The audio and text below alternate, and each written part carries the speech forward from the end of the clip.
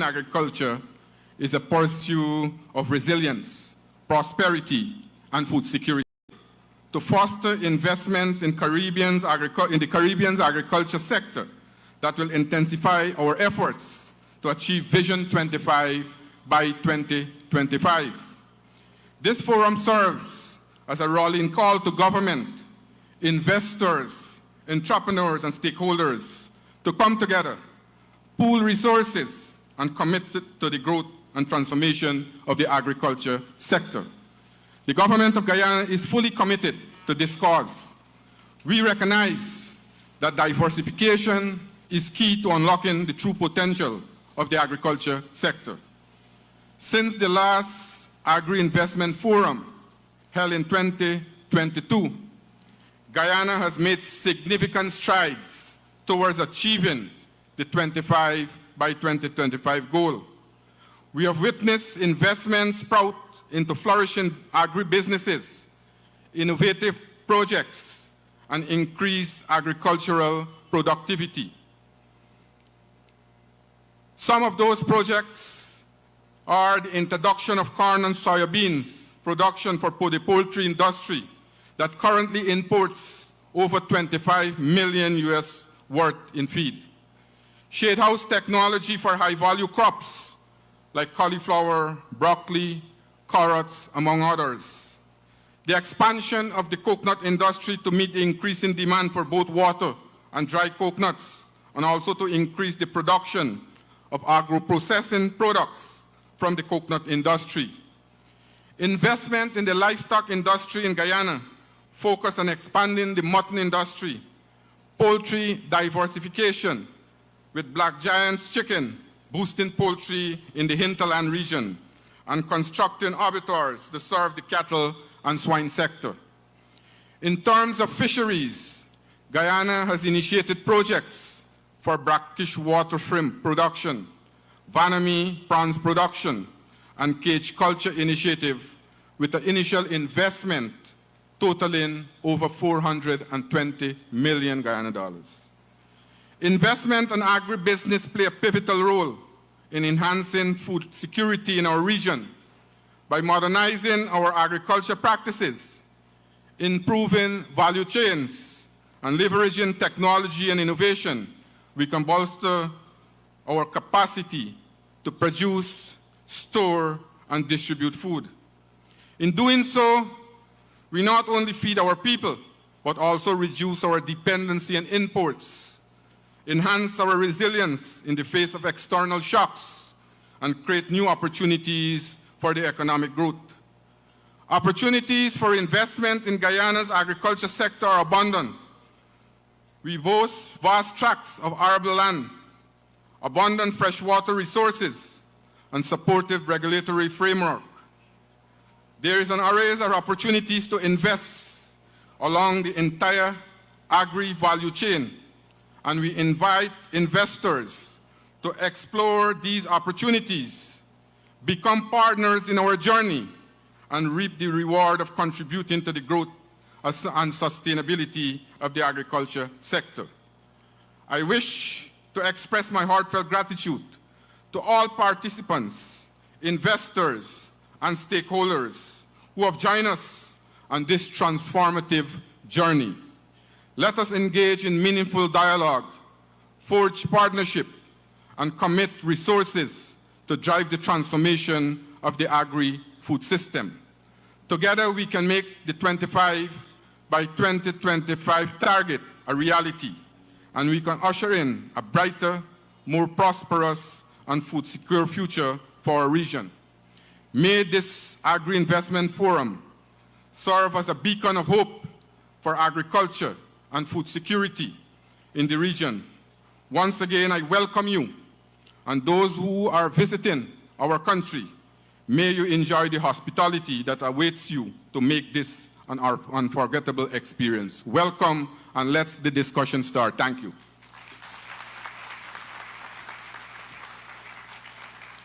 Thank you very much, Minister Mustafa. Indeed, a beacon of hope in a time when around the world we can get concerned and anxious about all that is happening. But we certainly want to acknowledge our farmers, our fisher folk, our agro-processors, those who are not physically with us today at the Arthur Chung Conference Center, but are probably watching, listening, or tuned in via the various live streams. Of course, we also want to acknowledge our students in their hundreds here today from the Guyana School of Agriculture, from the University of Guyana, from the President's Youth Council, from the One Guyana Agriculture Incorporated. Later today, they will be commissioning a very important project. We'll hear more about them and that project, and they're from all 10 regions. So let's give them a warm welcome to the coast, to the city, and we look forward to their involvement in this important forum. Agri Investment Forum and Expo, like last year, will continue to heighten awareness of all the transformations ongoing. We heard some of them from our minister just now. And the CARICOM's agri-food system and the 25 by 25 initiative as we build our agri-food systems across the Caribbean region. And to give remarks now, we now invite Deputy Secretary General of CARICOM, Dr. Armstrong Alexis, as we also acknowledge the presence of the Honorable Vice President of Guyana, Dr. Barrett Jagdeo.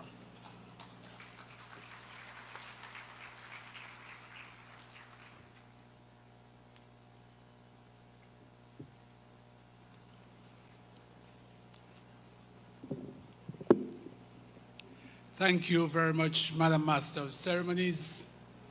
With protocols having been established, let me just highlight a few persons. Excellency, the President of Guyana, Dr. Irfan Ali and Mrs. Ali. Honorable Brigadier Retired Mark Phillips, the Prime Minister. Dr. Barrett Jagdeo, Vice President. Honorable Zulfikar Mustafa, the Minister of Agriculture in Guyana, other specially invited guests from the government of this beautiful country, the Republic of Guyana, ministers from CARICOM member states, students, ladies and gentlemen. It is a pleasure to bring remarks on behalf of Dr. Carla Barnett, the Secretary General of the Caribbean Community, at this third iteration of a regional agricultural investment forum and expo being held here in Georgetown, Guyana today. This engagement allows us to build on the successes of the previous expos held last year in Guyana and Trinidad, which set the stage for some remarkable achievements over the past year. These include increased cross-border investments, identification of possible agricultural insurance products for farmers, adoption of a new game-changing regional agricultural policies, increased budgetary allocation to the agricultural sector in almost every CARICOM member state, and the establishment of the Youth in Agriculture Advisory Council. Ladies and gentlemen, there is also increased development by the development partners in support of CARICOM's visionary initiative, which seeks to implement strategies to decrease the region's food import bill by 25% by 2025, with noticeable private sector participation, as well as increased farmer and producer engagements.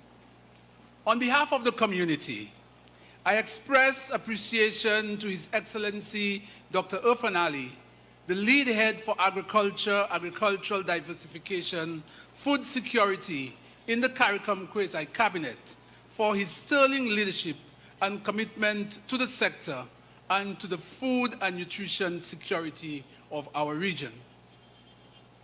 With these achievements as a backdrop, we are confident that this event today will respond to the needs of our region while contributing to the transformation of the agri-investment sector. I note that there are over 200 exhibitors and investors in attendance at this event. Given the high level of participation being displayed here today, I have every expectation of positive outcomes. I must recognize the farmers of our Caribbean community, the often unsung heroes in agriculture. Through innovation and steely commitment, they continue to produce high-quality crops despite the myriad of challenges which they face, such as predial larceny, various pest and disease outbreaks, and climate change. We also remain mindful of the efforts of the CARICOM Ministerial Task Force on Food Production and Food Security and the transformative process that it has fostered. Indeed, as we launch this third Expo today, we can affirm that the political will continues to exist and all stakeholders, including the private sector, remain steadfast. Despite our achievements so far, however, there remains the imperative to fully transform our food systems. This against the realities of the region's aging farmer population, the effects of climate change, technological advancements, a growing population, and the ongoing shift in demand for the type of food that the region consumes. These, ladies and gentlemen, are factors that we must continue to tackle head-on with the full participation of all stakeholders. We also need to consider the peculiarities that have long characterized the market of our region's agricultural sector. This includes market distortions where, despite low farm gate prices, the prices to the consumer are high. Also, from time to time, our regional producers must compete in a marketplace where the international competitors price their offerings below the cost of production. Our farmers are often unable to match these prices or compete on an international scale because of existing market distorting subsidies. It is therefore critical that we continue to explore opportunities to move up the value chain and transition from being mere primary producers to food processors. This investment forum, therefore, offers precisely this opportunity to our farmers and our producers. The world food production needs to increase by 70% by 2050 if we are to feed the expanding global population, and this presents a golden opportunity for our region. Furthermore, it is imperative that collectively we confront not only the issue of the cost of a healthy diet, but very importantly also the real cost of unhealthy eating. On that score, we propose that an intervention to treat with this issue be fast-tracked. Ladies and gentlemen, at the forefront of our production efforts in the realities of climate change, according to analysis of temperature data from the European Commission's Copernicus Climate Change Service, 2023 has an 85% chance of being the hottest year on record. This presents yet another opportunity for our private sector to foster innovation and transformation by offering technological solutions which will help to drive or maintain the necessary levels of production in the sector. As we meet during this investment forum, under the theme Accelerating Investment in Vision 25 by 2025, we must determine to leave here with the firm investment decisions and conclusions that will positively contribute to the livelihoods of our region and our people. Our record has been impressive over the past 24 months. We do not have the luxury of time, however, and we must transform the agriculture sector. We must keep pressing on.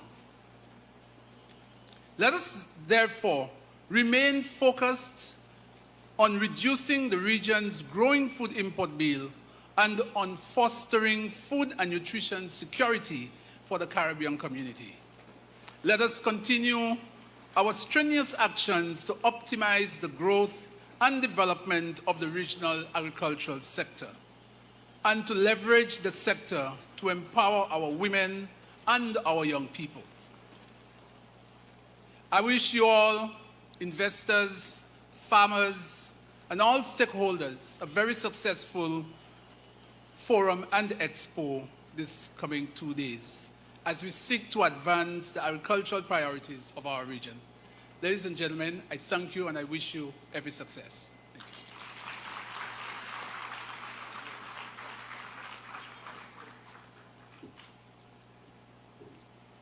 Thank you so very much, Dr.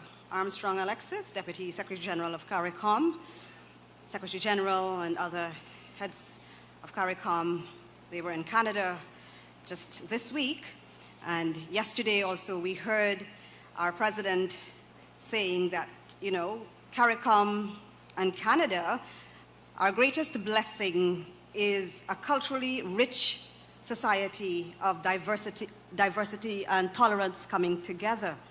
And so it is now our pleasure to invite for a cultural presentation the members of the National Dance Company, Barbie's Delights, spoken word artist Daniela Araujao, Samuel Badas, and Nikita, as they give to us a cultural presentation as we open this very important Agri Investment Forum and Expo 2023. Let's give them a round of applause as they come on stage.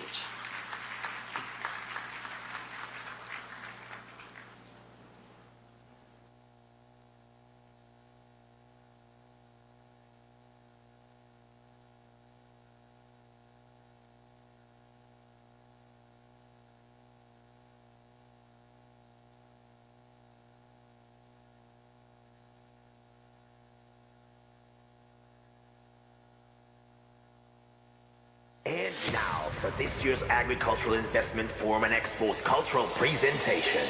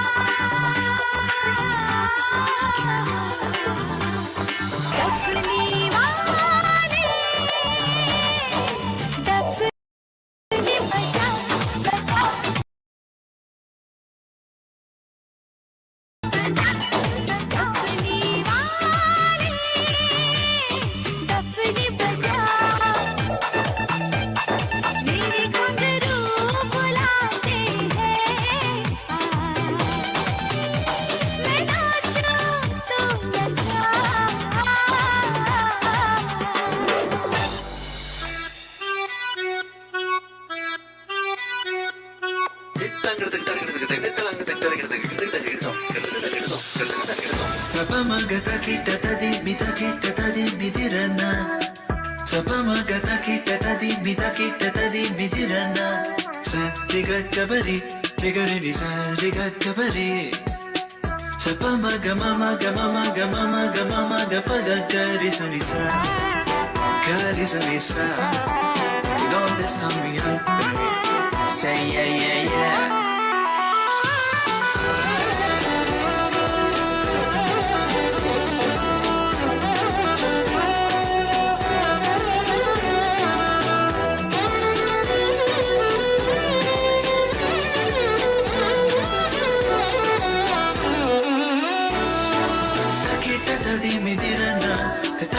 Tadi midirana, carissa, carissa, carissa, carigaza, sa carigaza, sa carigaza. C'est comme si, c'est comme ça, ma chérie, la la la la la. Carissa, carissa, carissa, les babadisa.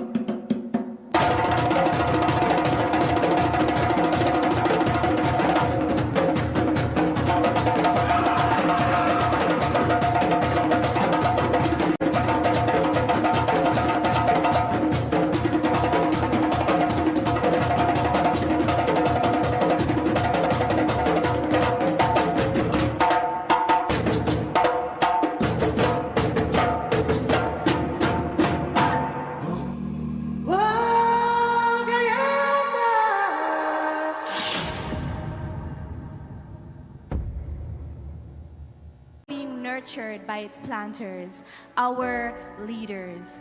This is our time. And so, as we strive to achieve Vision 25 by 2025, we must recognize the importance of producing and trading. It requires upgrading from the development of agro-industries, the production of crops, to merely the planting of trees, the digitization of the sector, to the removal of trade barriers. This is our time. And in order for us to diminish that price by 2025, we must recognize the importance. We believe that our leaders and those who were appointed to fulfill this mission, they are committed. And so we are striving to compose a nation with purpose, lifting our heads and eyes to not what stand between us, but what stand before us, because we understand the need to put our future first. This is our time.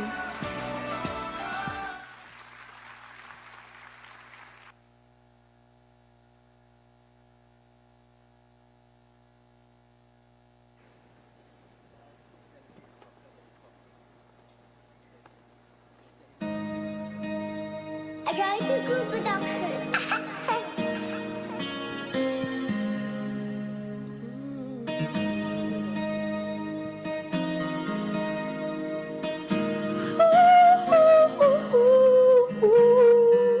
The time is coming when we won't look like we used to. Just like a butterfly. Oh, we'll see it happen right before our eyes. Oh, change is in the air, progress everywhere. It's unbelievable how far we've come. Guyana, hope on every face, felt by every race. One people, one nation, one destiny. The country is looking better, better than any better. It's a wonderful feeling. Oh. Come from the rivers, come from the mountains, come from the city, come from the country. Oh, cause this is our time. One people, one nation. Our time. No segregation. Our time. Every generation. Everybody gather around. This is our time. One people, one nation. Our time. No segregation. Our time. Join in celebration. Everybody gather around. This is our time. Oh, oh, oh, oh, oh, oh. Cause this is our time. Oh, oh, oh, oh, oh, oh, oh, oh, oh, oh, oh, oh. Yes, this is our time. Come on. Let's come together and do our best for this nation. Oh, oh, oh, oh. Build bridges where they've never been. One Guyana for the win. Sing Nikita. Oh, when me and my neighbors prosper, leave room for our sons and daughters. It's the most beautiful feeling. Oh, come from the rivers, come from the mountains, come from the city, come from the country. Let's go, let's go. Cause this is our time. One people, one nation. Our time. No segregation. Our time. Join in celebration. Everybody gather round. This is our time. One people, one nation. Our time. No segregation. Join in celebration. Everybody gather round. This is our time. Oh, oh, oh, oh, oh, oh, oh, oh, oh, oh, oh, oh. Cause this is our time.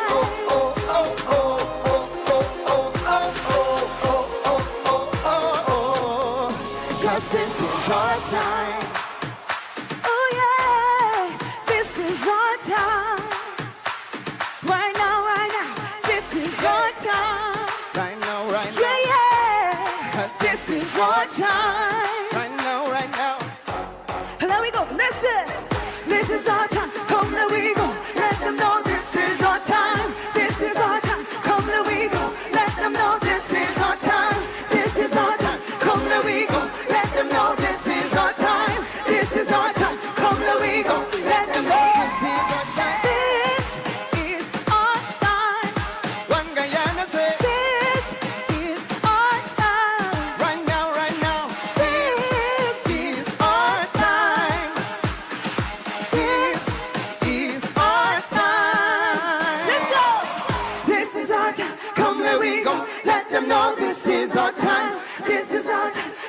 we go. Let them know this is our time.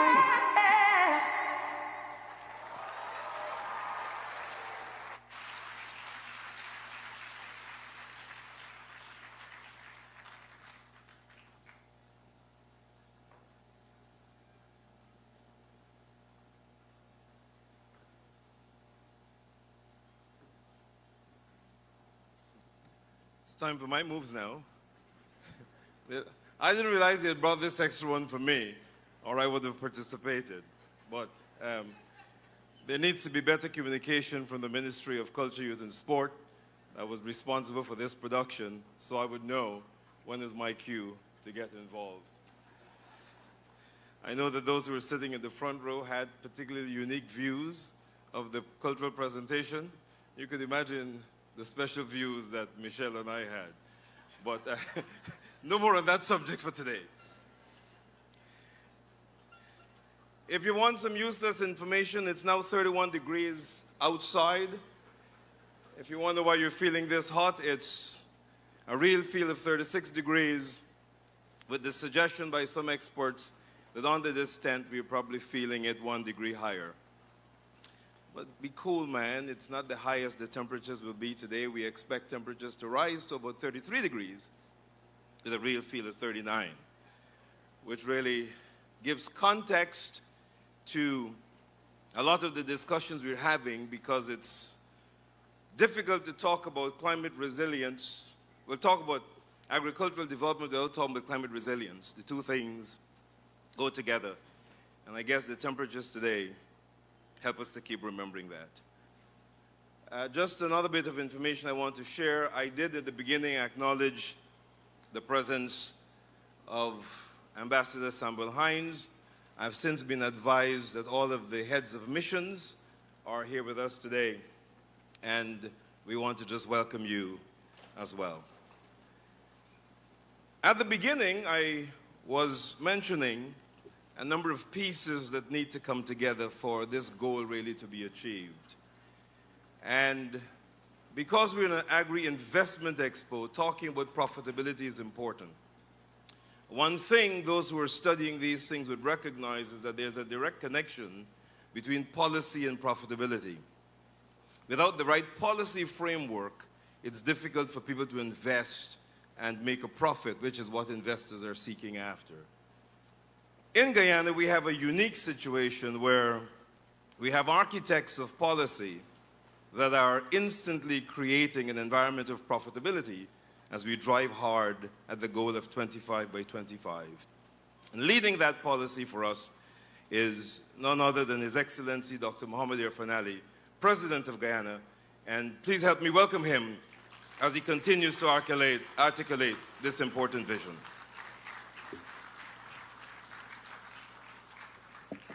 Thank you very much.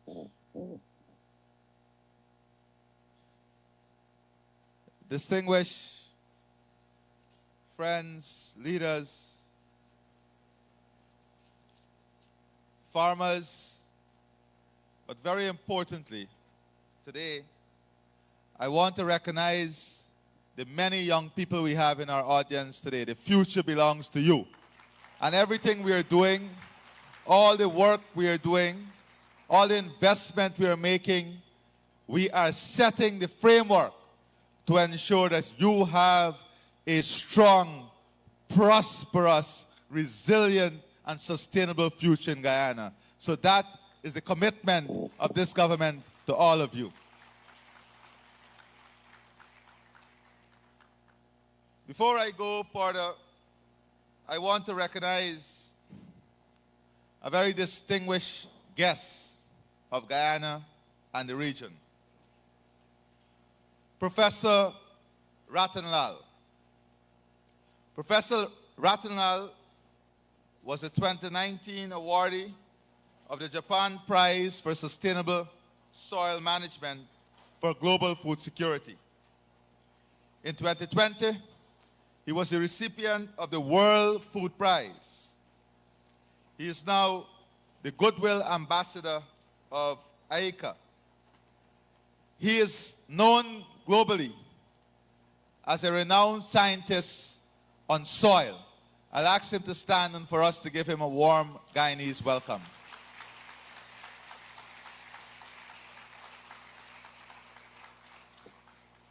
You know, these days, his services is demanded all over the globe. And he said to me that he's not traveling much. But having reviewed the plans and the programs of Guyana, especially in context of our low-carbon development strategy, he said he must be here to work with Guyana in advancing this global solution to the problems we face. I just returned from Canada, and before I go into a bit of that, I want us to all remember our brothers and sisters in CARICOM who are bracing against what is now changing from a tropical storm to a hurricane. Many of them were to be here with us, our chairman, Roosevelt, Prime Minister Motley, but all of them had to return to be home. And we want them to know that our prayers and thoughts are with them. And we know the resilience of our people will help us through every difficulty the region faces. You know, one of the big questions leaders across the world, and these are leaders of country and leaders of industry, one of the big questions they're asking Guyana is, how are you guys doing it? In Ottawa, the question of inflation, increased prices for food, the debt burden countries are facing, the economic volatility is merging together and creating havoc in the developed world, much less developing economies. Here in Guyana, we have been able to create a policy mix and a policy matrix that is now being reflected on by many leaders across the world. But we do not take this type of leadership lightly. We understand with this type of interest, we have to demonstrate greater responsibility in everything we do. In the management of our oil and gas resources, although we are a newcomer, our innovative approach to this sector is creating headlines, and I must say positive headlines across the world. The investment matrix that we are using to propel growth and development is being talked about to the extent that our country today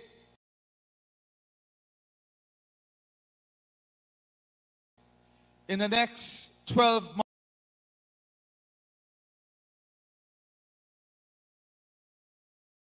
months will be hosting some of the most exceptional events right here in Guyana.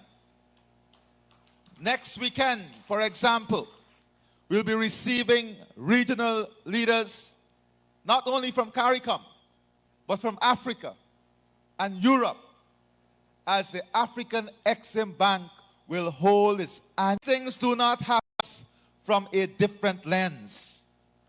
The world is examining not Guyana's opportunities, but Guyana's leadership and Guyana's ability to make a meaningful change in the lives of the people across the world. That is why we have committed to a very important task. And we are very humble about this. The task that we have committed ourselves is to position Guyana in a world 2030 and beyond as a global leader on climate change, food security, and energy security. Our country, your country, young people, you will be part of this story where your country, your work, and your commitment will lead to Guyana being in a very good position on food, energy, and climate.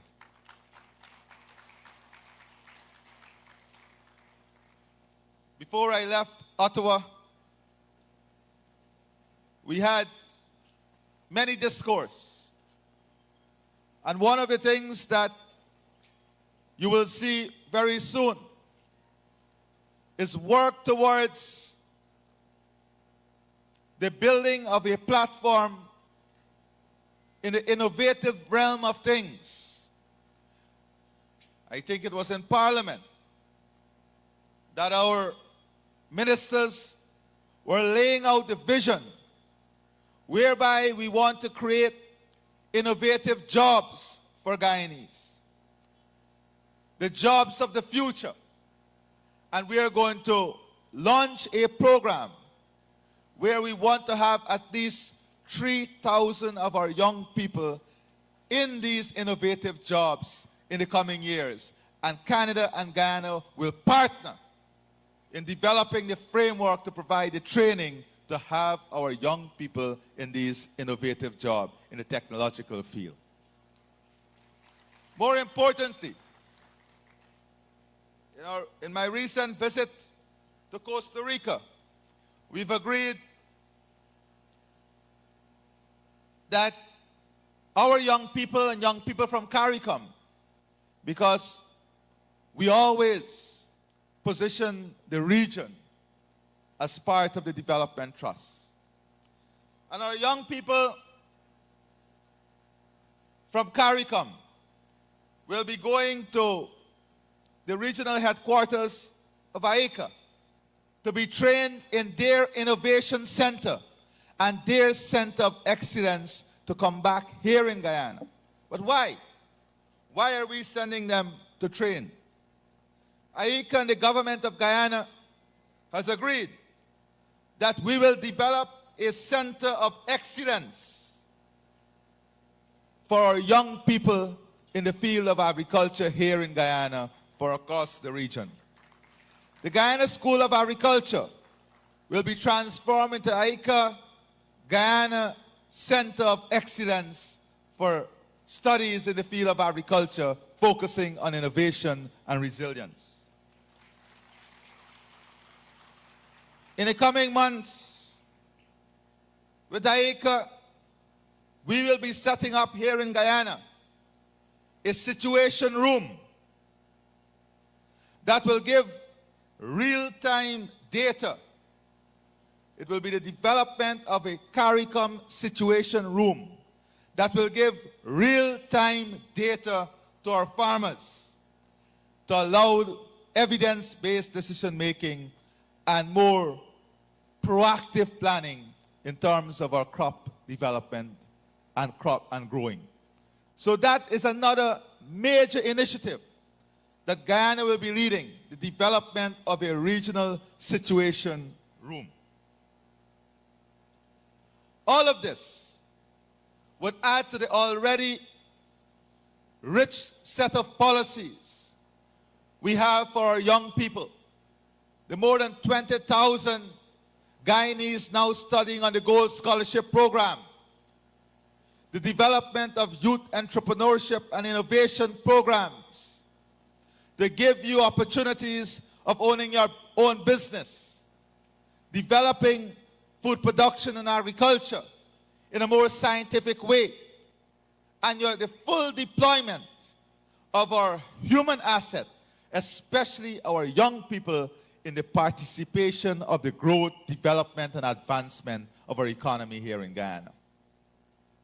To this end, in addition to all the projects and programs that the government is working on, we have been able to work with Exxon and the Greater Guyana Initiative to have a project, $4.5 million US, Agri Innovation Project launch for Region 5, 10, and 2 over the next 3 days. And this business development, this innovation center, will be run and owned by young people, of which we want 35% to be women. Women-led business opportunity in the agribusiness framework. As we develop this holistic plan, and it is not agriculture, it is our food development system. We are focusing heavily on women and young people. By the time we get to 2030, the modern, innovative farms that will address the issues of resilience and sustainability must be owned by young people and women. That is the direction in which we are going. My friends, as I speak to you today, and you have heard our dear friend speak about the link between policy formulation and investment. The private sector has to be motivated to invest in agriculture.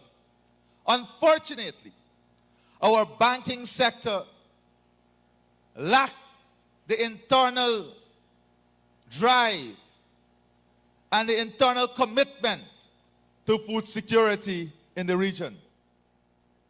And I say so not because we want to pick a fight with the banking sector, but because I believe the banks across the region can do much more and should do much more in supporting food production, agriculture, and our farmers.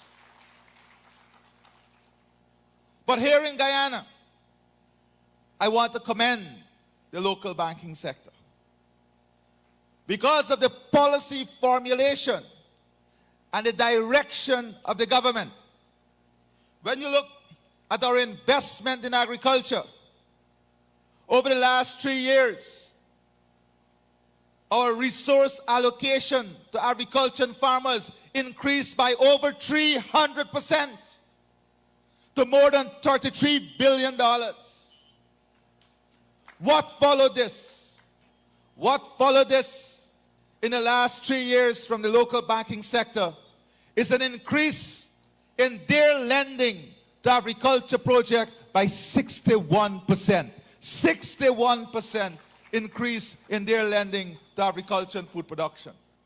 This tells a story that both in the public and private sector, there is great confidence in what we are doing in relation to the 25 by 2025 and in relation to the food production plan. And we are totally committed to the task of ensuring our food system is built in a strong and sustainable way. Today, food production and agriculture is changing globally. It is no longer guesswork. It is precise science. It is based on analysis of data.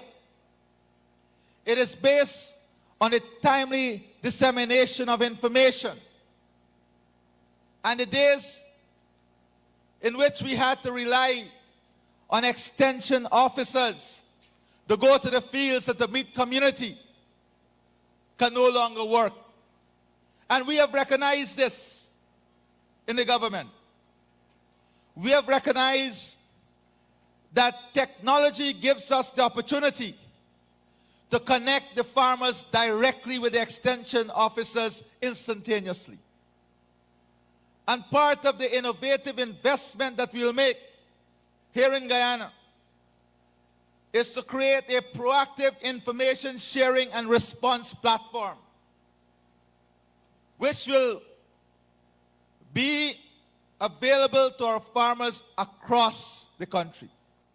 Not only when they need information or when they need data, But as we analyze situation, that information platform will be able to disseminate that information to farmers instantaneously, bringing them up to date and keeping them aware with what is going on. Information is key to the transformation. And we're going to make that investment in creating this information platform.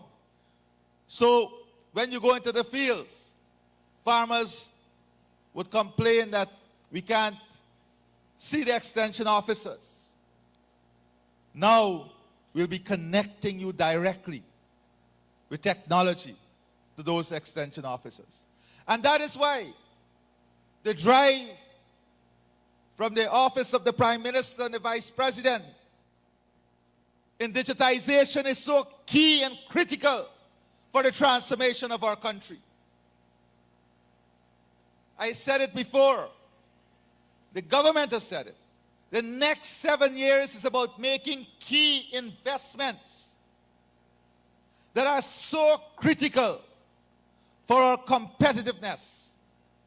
So digitization, and part of the digitization effort, involves agriculture, infrastructure management, asset management. That is what it involves. So innovation and digitization is a key strategy towards the 25 by 2025 and towards a sustainable and resilient agriculture development. In addition to this, we are working on the regional food hub and on the issue of finance and insurance. Guyana has found many innovative models over the last 3 years to support our farmers under very difficult conditions. Our poultry farmers, because of innovative policies with the banking sector, we were able to reduce the interest rate of loans to the poultry sector by 2 to 4 percentage points. That is because of an innovative approach to the situation. We can't continue to complain about the issue of insurance. We have to come together to find a solution. How can we bring the insurance company together and develop a fiscal regime? How can we develop incentives to them that mitigate the risk and the vulnerability as a result of climate events so that they can offer insurance to the farmers at an affordable rate? We need to lock ourselves in a room and come up with that innovative model that will present a solution to the farmers. Guyana is committed to doing this. We are actively considering these things. You know, we don't have the type of revenue as yet that people ascribe to us, because that revenue will come after 2027. But what we have is commitment to the development of ideas and the deployment of brain power to improve the lives of our people. And that is what is key. We have to find resources because we are staying true to our commitment that before the end of our term, all these young people here and across Guyana will have free university education. We made that commitment. We don't need anyone to remind us of that commitment.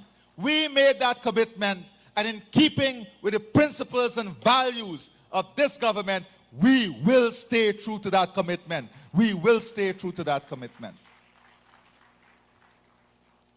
Today, we cannot delink food security from energy security,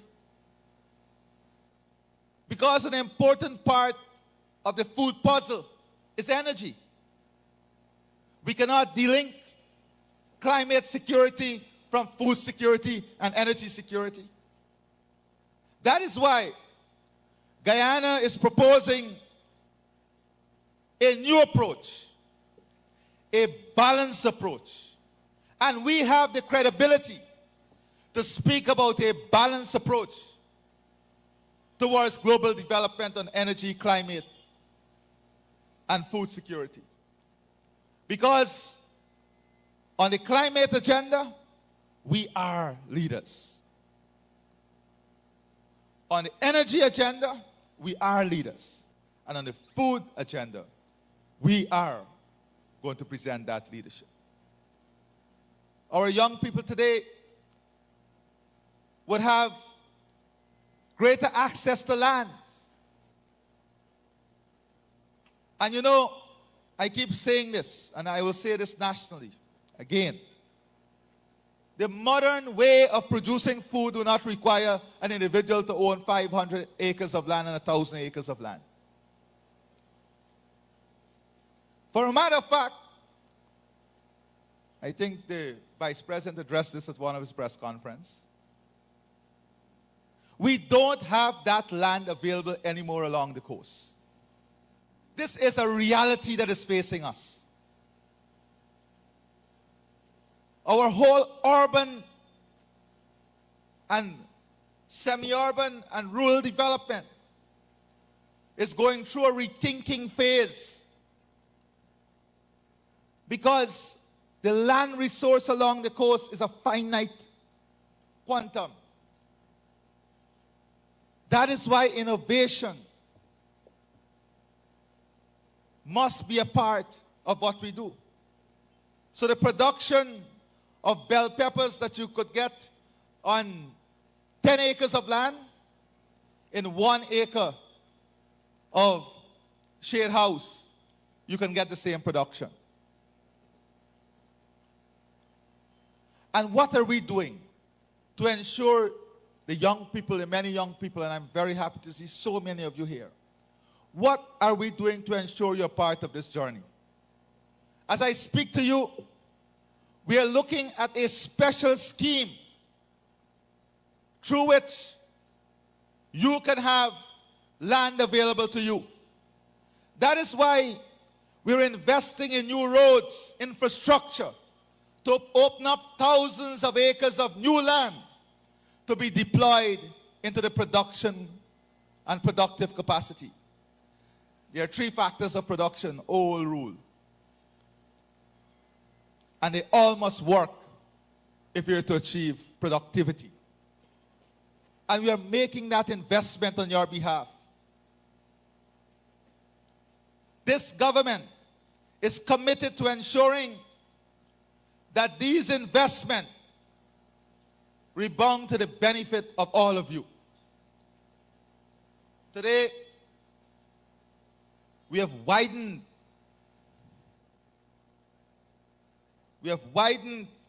our register of government service providers. Many young people. And we call on the private sector also to widen their register of service providers. Because we have new entrants into the market. If we are to achieve the collective development and advancement of our country, then we must all do this together. There are some projects driven by the private sector over the last year that we must recognize at this investment forum. Today, we are moving closer and closer to realizing that by 2025, we will be fully sufficient in the production of corn and soya here in Guyana. And let me say to you that our vision is not only to be fully self-sufficient for Guyana, But we are taking the long look. With DR and CARICOM, this is a $1 billion market annually. A $1 billion market. The demand for corn is over 1 million tons. The demand for soya is about 600,000 tons. And our aim is to develop our corn and soy industry to take a great part of this market in the DR and CARICOM. And I want to salute all our investors in Region 9, the consortium, now going to Region 6, who are part of this development. I want us to put our hands together for these investors.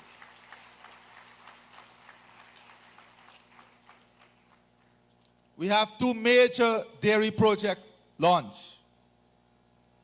Demerara Distillers Limited, an investment of $20 million US. And Amaya, a returning Guyanese, investing in a plant with a production capacity of 2,400 liters of milk per day. With that capacity, Amaya can buy 1.6 million Guyana dollars of milk per day. And they're committed to supporting their farmers in that community in Region 5 in buying this milk from that village to support their production. These are the small stories that are creating major impact in our communities across the country. The Shade House project, run by our young people, earning tens of millions of dollars, now supplying all the major hotels. Most time when you go to Marriott and so now you're eating the produce from that project by our young people. Let us put our hands together for our young people.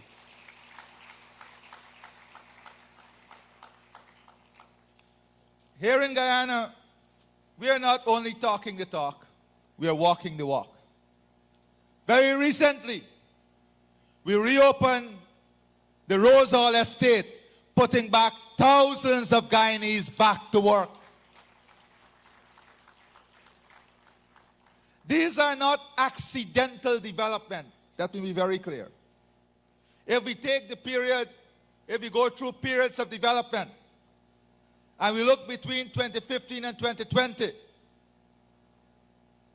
2015 and 2020, lending to agriculture by the private sector was only 8.3%. That was the growth between 2015 and 2020. 8.3%. In the last 3 years, the growth is 60% lending for agriculture from the banking sector. What that tells you, that is not accidental. That is careful, deliberate planning and strategy. That is why when we make decisions, we have to make decisions that are in the interests of our future. And here in Guyana, we have to be credible about what we do. Whether it's in agriculture, energy, climate, the world must always see us as a credible people. So whenever we speak, they can trust us. They can trust our credibility. That is why we have the lowest deforestation rate in the world. That is why we can celebrate that our LCDS that sends 15% of the revenue earned directly to the indigenous people is a work of great planning. It is a global model. That is why when we speak about credibility, we have to honor. Though we don't like it, but it's a matter of credibility. We have to honor contracts that even others entered. You can't walk away from it. If we walk away from a contract, all the ordinary Guyanese who are investing in apartment buildings, who are investing, now supplying food, all of them took loans to invest. What becomes of them? We don't have the luxury to be naive on matters. But at the same time, we show how credible we are because we promise that any future production sharing agreement must be different. And we have stuck to that commitment, and we have modified it in the interest of Guyana and the Guyanese people. But that doesn't get the headline. One of the greatest power we have as a people is the power to think. It's the power to rationalize and analyze.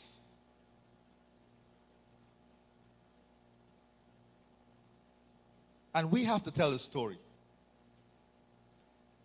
We, a government that is worth its salt, cannot allow anyone to define its narrative. We have a responsibility to back our policies. Our policies are sound. There is a reason why we're seeing global investors today. We have many investors from the DR here. They are here not as at an oil and gas investment forum. They are here at an Agri investment forum. We have investors from Asia. We have investors in the region.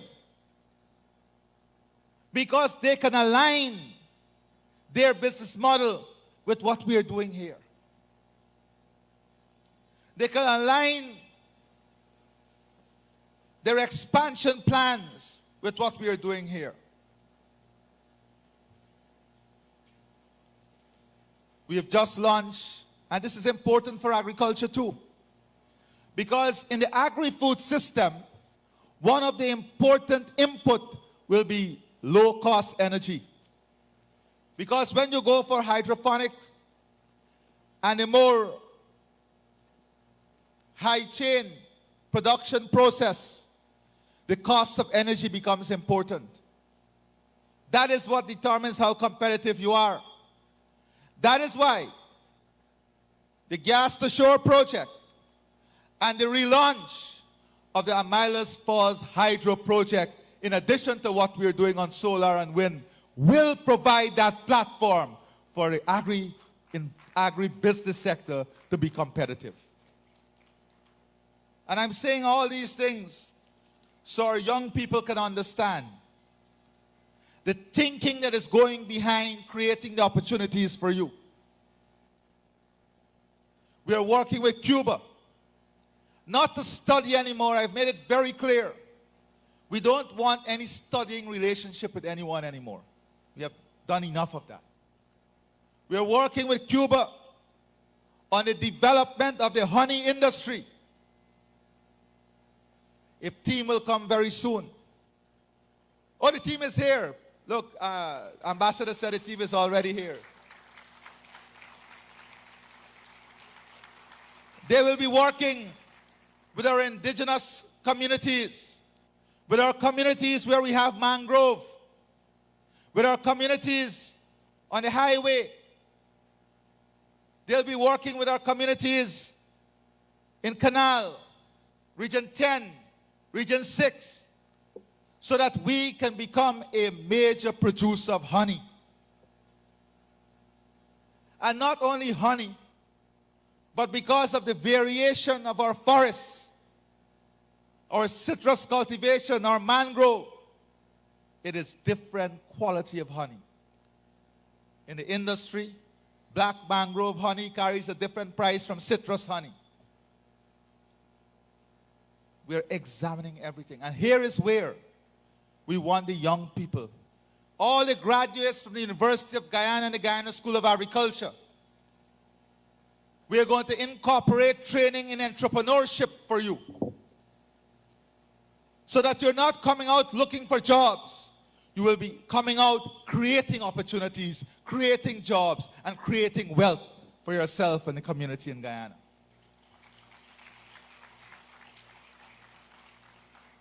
We're working on rebuilding the cocoa and coffee industry. More than 3,000 acres of new land back into the cultivation of coconut plantation. 500% increase in our aquaculture.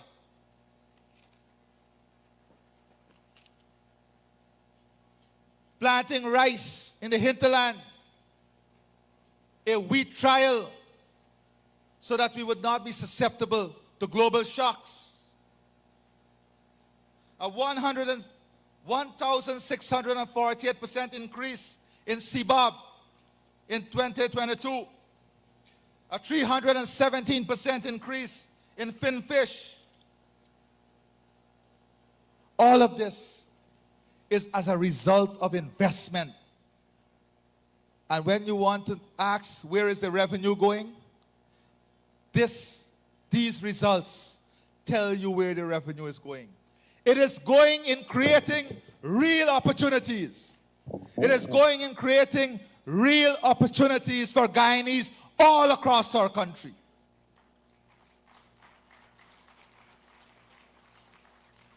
That is where the investment is going. Creating wealth, advancing the diversification of our economy, building our productive capacity, developing the regional food hub, moving towards agro-processing,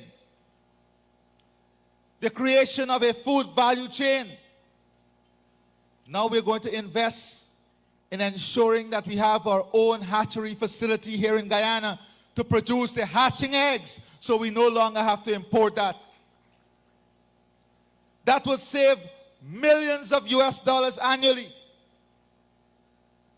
And we understand that our consumption pattern here in Guyana in the region will change.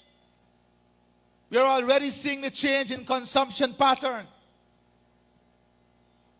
So our production must be reorganized to meet that change in the consumption pattern now and in the future. There's a reason why our dear professor is here. Not because only of his accomplishment, but we want through the LCDS to work with our indigenous community on the utilization of the forest floor, the richness of the forest floor, for the production of high value, high cost organic products. A niche market, one, produced by indigenous people. Two, no disruption to the environment. Three, on the forest floor. This is where the world is going. The next generation of high-income and middle-income people globally would not be separated on who eat fish and who eat chicken, that value chain. It will be separated on who eat organic and who don't eat organic. That is how the value chain is changing. We have to position ourselves, position our investment in the realms of this value chain. Today, our young people has the best opportunity than any other generation in Guyana. You have the greatest opportunity ahead of you. But don't take these opportunities for granted. Do not take leadership for granted. Do not be misguided. An important component of development and prosperity is leadership. And we have always been consistent in our leadership. So my dear friends, I have approximately 425 pages prepared for me to tell you about all the investment we made in D&I, all the subsidies we give to farmers, how we help during the floods.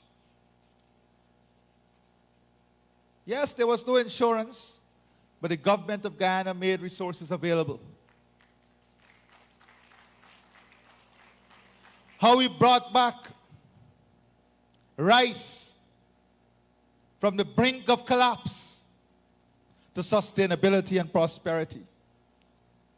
The story of sugar, the story of our cash crop farmers. I don't know, I see Mr. Stacia here.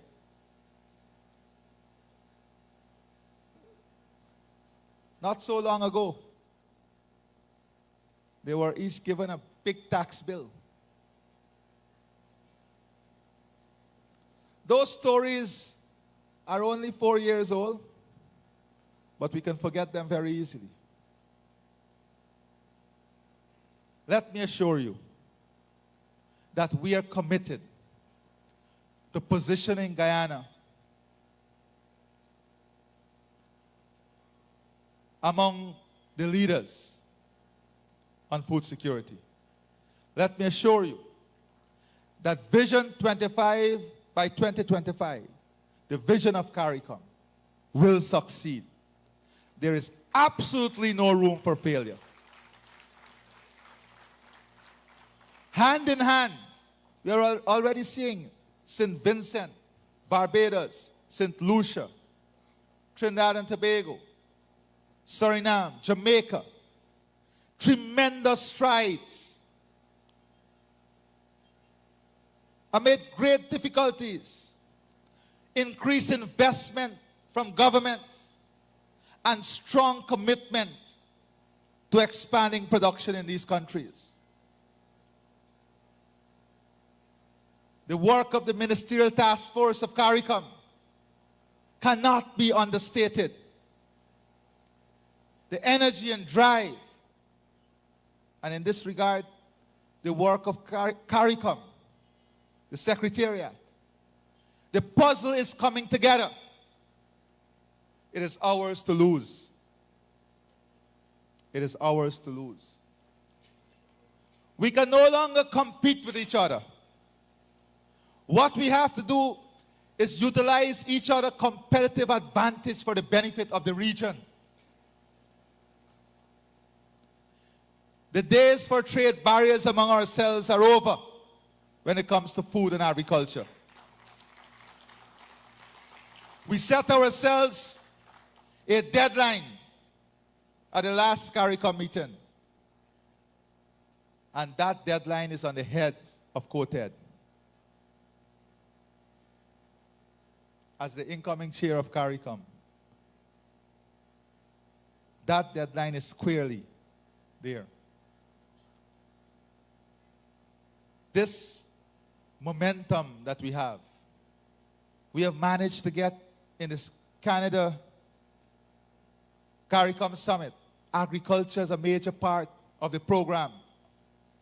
The resources that will be programmed for the region, investment in agriculture is a major part of that program. Same with the U.S. We now have to ensure that regional institutions like the Caribbean Development Bank reorganize their project portfolio to reflect what is required to achieve Vision 25 by 2025. They have to reorganize their program portfolio to provide greater investment, to bring the commercial banks in the region together, to deploy their private sector window with the regional commercial bank. We have to build more consortium. Not everybody, as small as we are, investing in the same technology. That is why when we said that Guyana prosperity must be the prosperity of the region, that is why we are making these investments. A center of excellence in agriculture for our regional students and young people. A situation room that will serve all of the region. A data analytics center of excellence that will serve all of the region. When we met at ICA head office, the local rep is here. He can tell you that the complete focus was on regional initiative and how Guyana can support this. So in closing, I want to say to all of us here that it is not an easy task ahead. The road ahead will be very, very challenging, extremely challenging. As we sit here today, the leaders of this government, like the leaders all across the world, are worrying what will be the cost of oil, a barrel of oil, 5 days from now, 10 days from now, as a result of the conflict in the Middle East. Just like the effect of the war in Ukraine, we have to think ahead of this consequence. And we know the production level is not where it should be.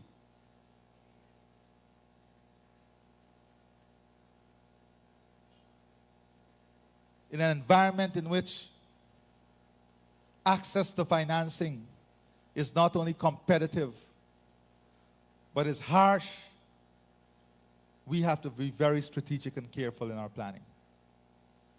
What you can rely on in this government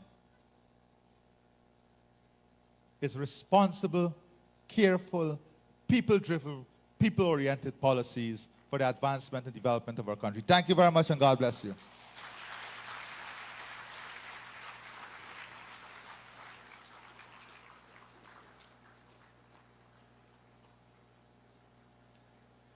Thank you very much, Mr. President. Useless information again.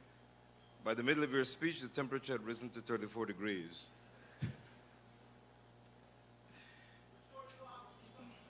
I'm sure. I'm using AccuWeather today. I'd like to ask the students who will be with the president when he's cutting the ribbon to please go to the... Thank you. They're making that move.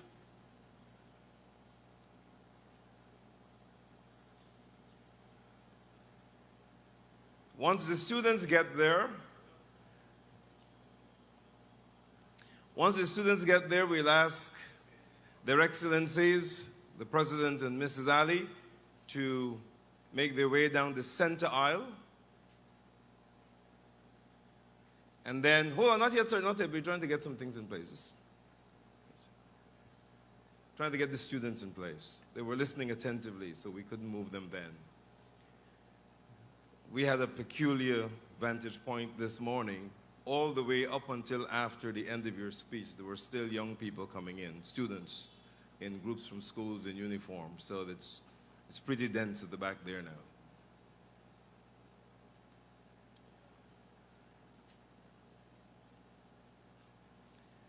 So when the President and the First Lady head to the place where the ribbon will be cut, we're inviting those persons seated in the first row, the ministers of cabinet, to give some space and then follow their excellencies to the place where we're cutting the ribbon. And then we'll see how we get other persons to that place because, like I said, it's pretty crowded. Could we let the president go now? Yes. Yes, sir.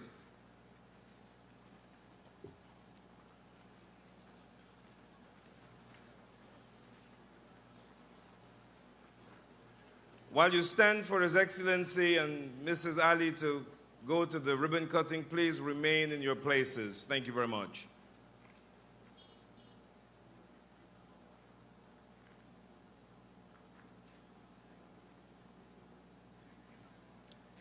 And by way of general information, once the ribbon is cut and Their Excellencies start the tour, the exhibition will then be open for everyone else who's present today. Thank you.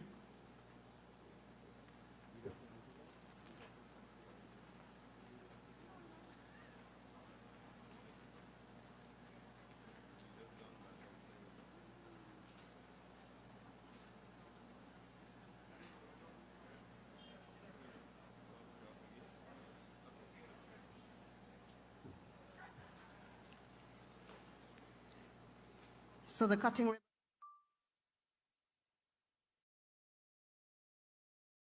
Joining us for the opening ceremony of Agri Investment Forum and Expo. As Alex was saying, the Expo officially opens now, so feel free to visit the over 180 exhibits.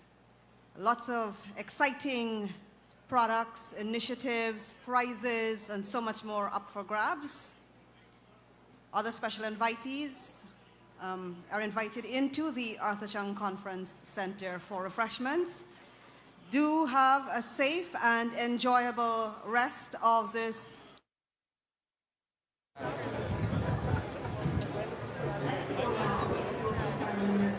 Hi and welcome back once again. This is the opening ceremony of the Agri Investment Forum and Expo 2023. I'm Kristen Macklingham and this is Christopher Holder.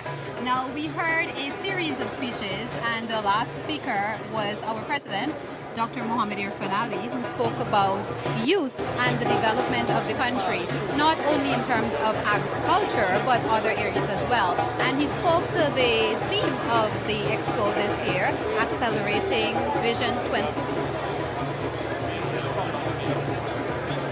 All right, so now I'm going to hand you over to Lyndon Davison, who is at the ribbon cutting ceremony, where His Excellency and First Lady Arya Ali are going to be cutting the ribbon in a few minutes. On your screens now, you should be seeing the First Lady of Guyana and, of course, the President and the Prime Minister, Minister of Agriculture. We see several government ministers as well, as they have just cut the ribbon and they're going to do their walkthrough of the various booths that are here. Remember, we were talking about over 180 exhibits will be featured here at the Arthur Chung Conference Center. We've got a number of businesses and, of course, those agro-processors as well that are going to be featured here as part of the Expo. President Ali just made a stop at Macorp, and, of course, he's engaging with persons there from Macorp. We have a number of young people that are out here as well as part of the Expo. We see a number of school children, primary, secondary, and even nursery school students, and I saw some tertiary students as well that are here. Interestingly enough, the president did talk and he alluded to the fact that young people will play a very significant and crucial role in the agriculture sector. And you're talking about the future of agriculture in Guyana. And with the significant investments that have already been made in the agriculture sector, we're going to see even more significant investments in the sector moving forward. The president alluded to that project in collaboration with ExxonMobil that will be able to target specifically our young people in Regions 2, Regions 5, Regions 10, and of course we're talking about $4.5 million being given or earmarked for that particular project, and it's an innovation project targeting young people. And one of the things he alluded to as well in his keynote address is the fact that 35% of that particular project, the innovation project, should and must be made up of women. So there's that component that allows for our women folk who have already been playing key and critical roles in agriculture to continue doing so. So significant investments, again, being made in the agriculture sector, but this time particularly targeting our young people. And even last year, the Agri Investment Forum and Expo, that was one of the points which really came through from all of the regional leaders, and President Ali and the Minister of Agriculture as well, and even the Deputy Secretary General today in their address allude to the fact that young people really need to play a very key and crucial role when it comes to agriculture and the way forward in terms of where we see the agriculture sector going in Guyana. President Ali continued in his keynote address to emphasize the government's commitment to the development of the sector. Of course, he spoke about all the investments that we've seen so far in all the different areas, but we're going to continue to see a lot more investments in the sector. And we are here in this particular area, like I said, where you're going to see a number of prominent companies here in Guyana being featured in this particular avenue. And of course, once they get to the back of the avenue, there's where you'll have the main area where you're going to see the number of businesses being featured there as well, having their booths there. You're going to see a number of agro-processors, local and international agro-processors as well, will be featured in that area. Over some 30 international companies being set up at the back there as well in terms of agro-processors. And then you have those companies, over 150 of them, who will have their booths and businesses set up there. So the Agri-Investment Forum 2023 has officially been declared open here with the ribbon cutting ceremony a little while ago with the President, the First Lady, the Prime Minister, and several government ministers, as well with the Deputy Secretary General of CARICOM and representatives from ECA doing that ribbon cutting a little while ago. As the President continues to make his walk through here, I can tell you that I see there's MacCorp, there's E-Networks, there is Caribbean Chemicals, we've got SAW Mechanical Workshop, we've got some other companies from throughout the Caribbean that are here. There's Tosi Prasad Limited and a number of other companies, Guidetrack, and all those other companies are featured in this particular part of the avenue. I alluded to the fact that there are lots of young people streaming by where I am currently, and they are getting an opportunity as well to be able to see what is going on here at the Agri Expo, interacting with some of the persons from the different companies.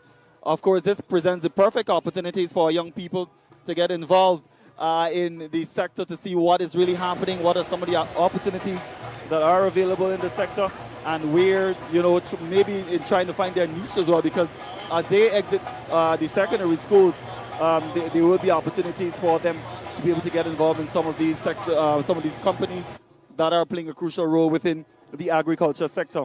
Well, one of the things I must tell you is that in his address earlier, the Deputy Secretary General of CARICOM, Dr. Alexis, he alluded to the fact that we're talking about some 70% of food will be needed by 2050. And this, he said, presents the perfect opportunity for the region to be able to ramp up its food production. And he even went a little further in alluding to Guyana's contribution, or the role that Guyana will play, particularly as it relates to being able to feed not just the Caribbean, but being able to feed the world as well. We know that President Ali and, of course, the Minister of Agriculture alluded to the fact that we're talking about Guyana being poised when it comes to land and water. And in one part of his address, the President alluded to the fact that the lands on the coast that we are so accustomed to being able to develop and use for agriculture, a lot of innovation in terms of where the agriculture will be seen and where agriculture will go in the future. A lot of those lands, you're talking about 3 acres of land being used for production of any particular crop. Sometimes you may have to use a less in terms of the amount of land, maybe 1 acre, to develop the same amount of crops, and that's where the innovation comes in. So in terms of where the future of agriculture is, the investments are being made to ensure that we get to a place where we can really maximize on our production in a shorter period of time, and of course using less land space. All right, the Minister of Agriculture in his address alluded to the fact that there are significant investments in poultry and livestock, in rice, in sugar, and corn, soya, and all those other areas that we've been talking about. And at the top of the program, we spoke about the diversification of the sector. And that is one of the fundamental things which came through again today, even with the presentations that we heard from the Deputy Secretary General, from the Minister of Agriculture, and of course His Excellency the President, President Ali as well. President Ali alluded to the fact that we're talking about investments in agriculture that grew by over some 300% since his government took office in 2020. So we're talking about a whopping 300% growth in terms of investment in a 3-year period. And of course, the banks, he alluded to the fact that there are a lot more opportunities for investments from the banking sector. Given that there's confidence in the economy, there's confidence in the policies that the administration have already implemented, the banking sector has been following suit as well. President Ali alluded to the soundness of the policies implemented by government, and the fact that in the agriculture sector, in terms of food security, we've been seeing, and even in the oil and gas industry as well, with the ripple effects of investments coming from there, a lot more monies can be made available to be able to develop the agriculture sector even further.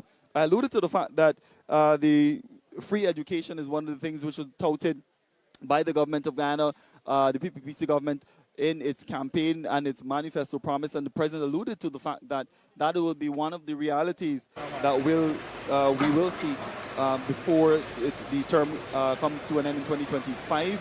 And of course, with the amount of young people that are here today at the Investment Forum and Expo, I'm sure that is welcoming news for all of the young persons that are gathered here today, given the fact that we're going to be talking about free education, tertiary education, becoming a reality by 2025. I mentioned innovation, which is going to be a very, very key thing moving forward, and innovation being the future of agriculture. And of course, the president talked about the fact that when he was in Canada as well, there will be a project that will benefit some 3,000 young people. We're talking about an initiative. Guyana and Canada will partner to create innovative jobs for over 3,000 young people in technology. So again, all the young people that are here today, that must be welcoming news for them, given that there will be significant opportunities for young people in terms of technology. We know that technology will play a very key and crucial role in agriculture, given that we're talking about climate change and the fact that in this particular part of the region, climate change is very, very, very, very impactful. Just before the official ceremony got underway, we were told the Prime Minister of Barbados was actually supposed to be here in Ghana, and President Ali alluded to Roosevelt Skerrit as well coming to Ghana, but then had to make that turn back to their countries, given the fact that tropical storm developed into a hurricane. And of course, that is what the region is being plagued with when it comes to climate change. We're seeing a lot more of those tropical storms. Even in Guyana, we're seeing a lot more rainfall. I know that we're in a period of drought right now, but a lot of rainfall we saw earlier last year and the year before. There were significant floodings in several areas and some of those farming communities. But even then, the government stepped up and, of course, offered assistance to those farmers. And investments were made in drainage and irrigation to ensure that we, as a country, are really able to stay on top of that. And that's what I'm talking about in terms of technology. Technology will play a very key role when it comes to us here in Ghana being able to maximize on the opportunities that are available in the agriculture sector. And the government recognizes that, the regional partners recognizes that as well, and the importance and the key role that technology will play when it comes to us being able to really contribute to food security here in the region. So, and that particular project with ExxonMobil is going to come in very, very handy. That $4.5 million US project, where you're going to see significant investments in technology and innovation being developed in regions 2, 3, and 5 for those persons there. President Ali spoke about the Center of Excellence that will be created in Guyana for students from across the region in collaboration with AICA. And of course, you will continue to see the benefits of those particular initiatives. Once that Center of Excellence is created, it will train students from across the region. You know, Guyana is going to play a major role in this initiative of 25 by 2025.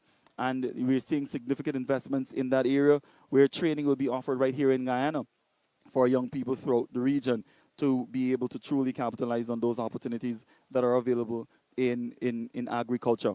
So as we continue to, I know on your screens you're seeing the president and of course the persons getting a chance to do their walkthrough here at the Agri Investment Forum and Expo. The president stopping and taking an opportunity to interact with patrons that are out here, taking pictures, interacting with those persons who have their booths out here in this particular avenue that we're in.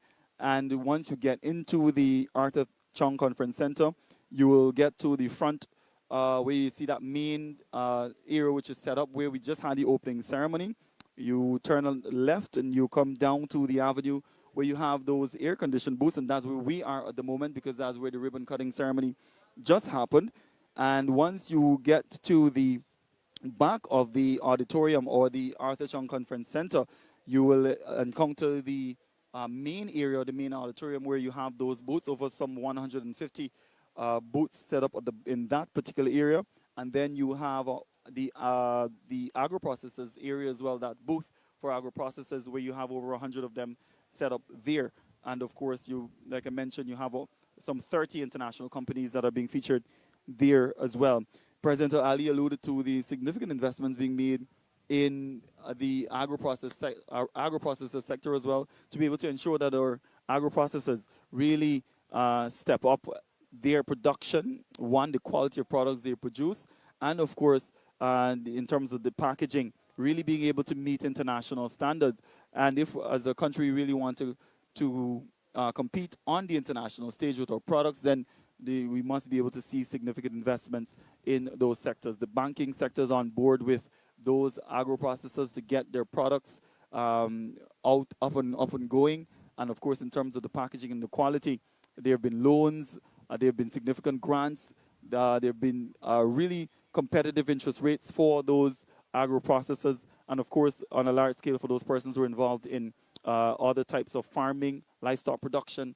And we've got, even in the black water shrimp production area, we've seen significant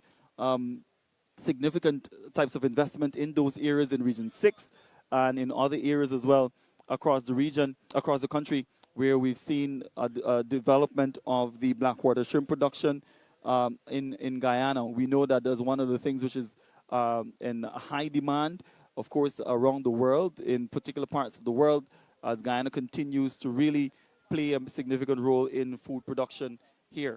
Right, so on your screens again, you should be seeing the president and of course the government ministers. We have persons from CARICOM, the Deputy Secretary General from CARICOM. We have the folks from AICA that are here. We have all the other companies and regional organizations that are here represented, showing their support for the role and the work that Guyana has been playing as it relates to food security.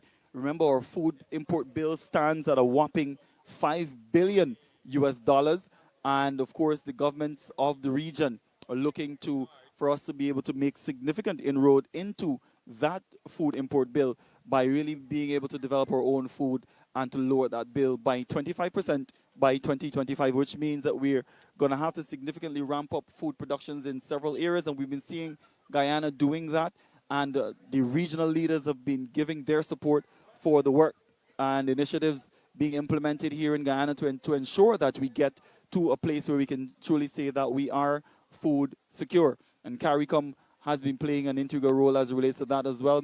President Ali alluded to the conversations that were had in Canada with the Prime Minister of Canada, Justin Trudeau, as well, as part of that CARICOM Canada Forum just earlier this week.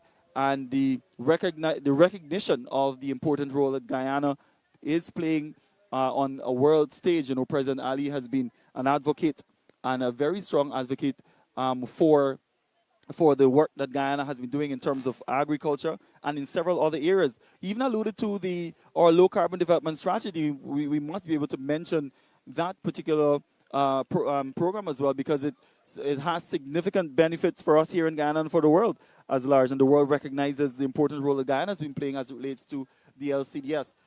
We know that a number of the communities within the interior locations of Guyana, and of course all of the Amerindian communities across Guyana, will benefit significantly from proceeds coming from the low carbon development strategy. We're talking about that project that has been the MOU signed rather with Hess Corporation, which allows us to have millions of dollars to be able to invest in terms of projects in our Amerindian communities across Guyana.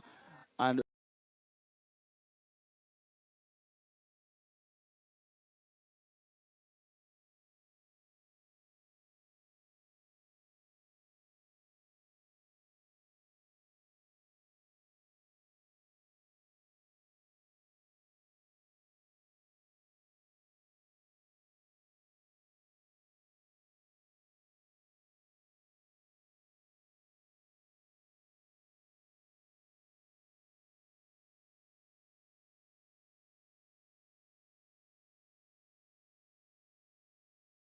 earlier, conferences, very important conferences coming to Ghana. And he said it's not, by no chance that is happening. It's not by chance. It's definitely one of those things that is happening because of the leadership that Guyana has been providing on the international stage. So as our coverage continues here at the Arthur Chung Conference Center, I'll now toss you over to another one of my colleagues who will give you more information as relates to what is happening here as part of the Agri Investment Forum right here at the Arthur Chung Conference Center. And there you have it, folks. The Agri Fest and the Agri Expo Investment Forum has officially been declared open. Behind me, you can see a number of people visiting the various booths in the auditoriums, and our Excellency, President Dr. Mohammed Irfan Ali, along with First Lady Arya Ali, they're walking, they're heading in there, along with the Prime Minister, Brigadier Mark Phillips, and other government officials, international representatives, foreign heads of mission, a lot of people, including hundreds of school children, are taking the opportunity to tour and visit the various booths that are up and about, having a lot to display, as you can see. Persons continue to trickle in from different directions to make sure that they visit as many booths as possible. Now, this expo, this investment forum actually is geared towards pushing agriculture and the development of agriculture, not only in Guyana, but the Caribbean at large. President Dr. Mohammed Irfan Ali also spoke about the propelling of the growth and development, not only for the average Guyanese, but for the young people. In fact, he says that his government is committed to the task of positioning Guyana for being a world leader by 2030 in regards to climate change, food insecurity, that is, and energy security. Now, he said the vision is to create innovative jobs of the future, and a program is to be launched where at least 3,000 young people in these innovative jobs can benefit. Now, this is going to be a partnership, a collaborative effort between Canada and Guyana, and also an agreement with Costa Rica will see a number of young people, not only from Guyana, but other Caribbean countries, benefiting from Costa Rica's Innovation Center and Center of Excellence. And he also committed to the end of the term, before the end of the term in 2025, that young people will have free university education. Now, folks, I'd like to thank you for staying with us as we had the opening ceremony today. And I would like to thank you on behalf of teams NCN and DPI, and ask you to stay tuned to NCN Channel 11 for more updates throughout the day. Thank you.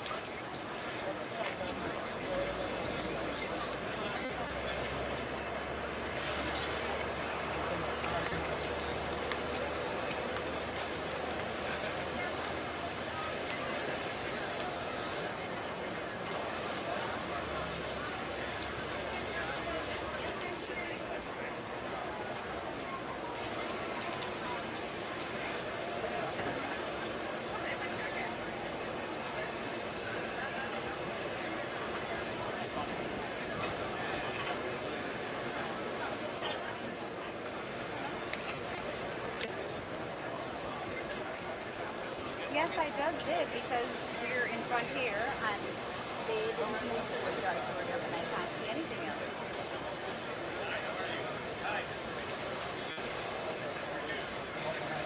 Where? Are you coming here?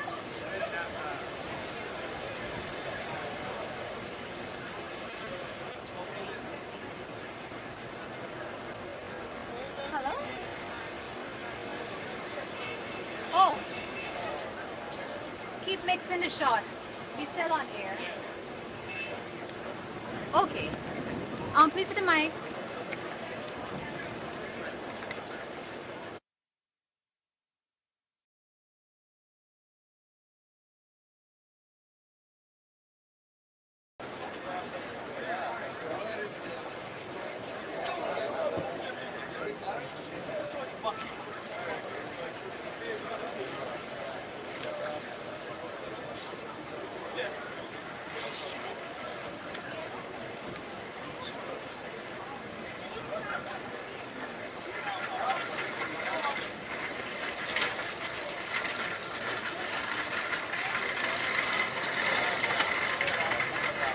Before we come to the end of today's coverage with myself, I will be joined by Lyndon Davidson, who will be discussing a little bit more with me about what is happening.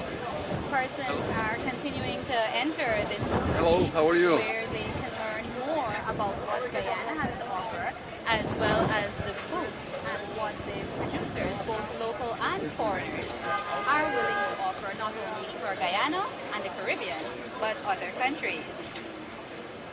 As you can see, many persons are interested in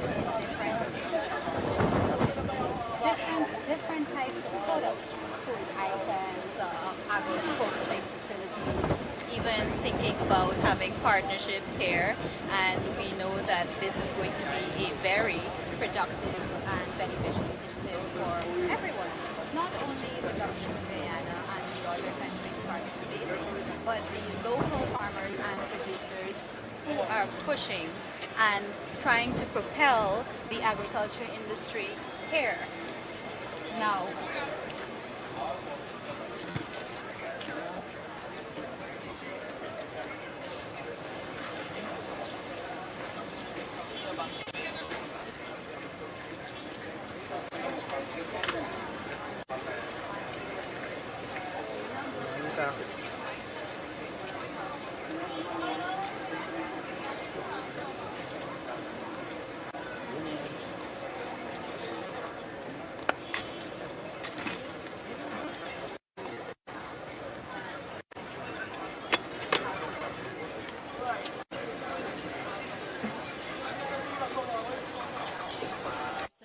other officials visiting various booths, trying to learn more and perhaps even establish themselves in this event.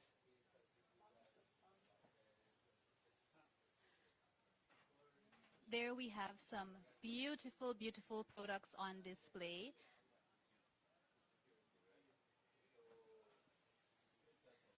Some of these booths are filled to maximum capacity, and we're seeing the school children, of course, visiting.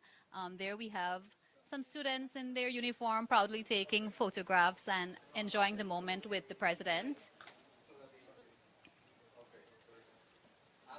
Agriculture Minister Zulfikar Mustafa is there as well. He's also trying to see what persons are offering, and there he is, along with the head of the Guyana Marketing Corporation, Tashana Lal.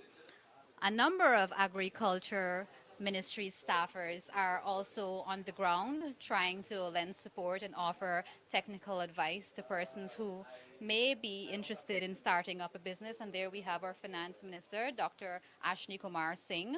A number of other government ministers are in various parts of the main auditorium. Persons continue to discuss ideas and talk about initiatives. And in fact, some of these persons are not Guyanese, but they're speaking to locals, trying to link partnerships and exchange ideas. The president, Dr. Mohamed Irfan Ali, is walking around, taking a tour of the other ends of the auditorium.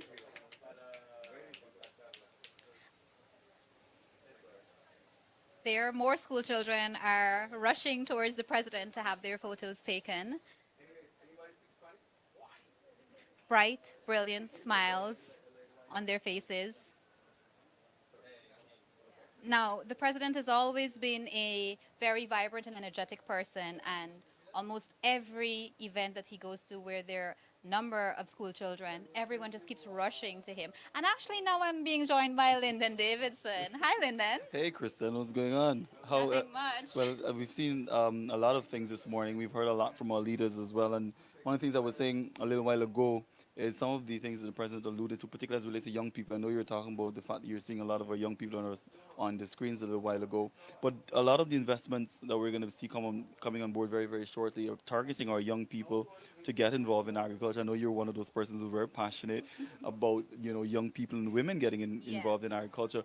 What are your thoughts on the president, this particular project that was spoken about a little while ago, the innovation project in collaboration with ExxonMobil?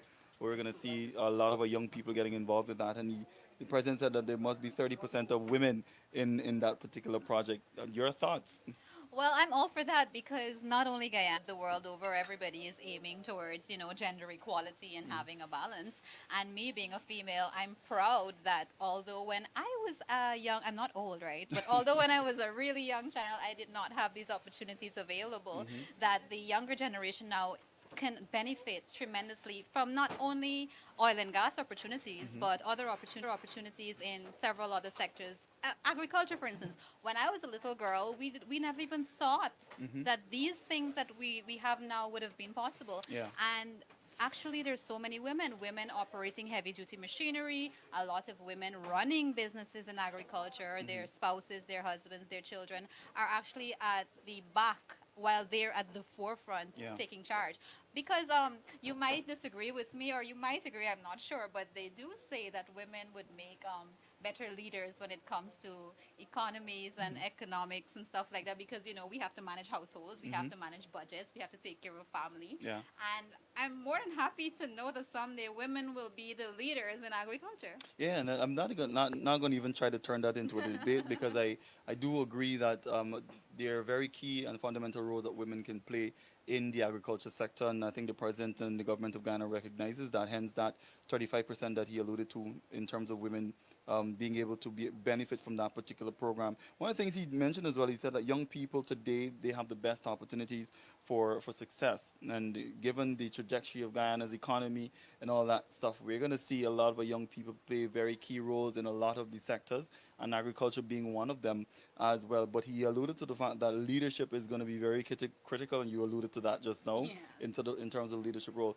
Sometimes it's not easy to find leaders or true leaders or good leaders, but I think as we see a lot of investments being made in agriculture in the different areas in terms of the innovation and the technology program in collaboration with Canada, we're going to see a lot of leaders being birthed out of those initiatives where the investments are being made. So the future is really bright for not just Guyana, but for the region when it comes to agriculture, when it comes to energy security, and of course solutions for the climate problems that we are facing as small island development states in these parts. We know the president of Guyana and the prime minister of Barbados, and of course several of our leaders as well have been championing and pushing the fact that as a region here, we really need to be able to have investments in innovation and technology when it comes to climate change, because we know we're being affected by that in these parts. Guyana is not excluded because we've had those floods in recent years as well.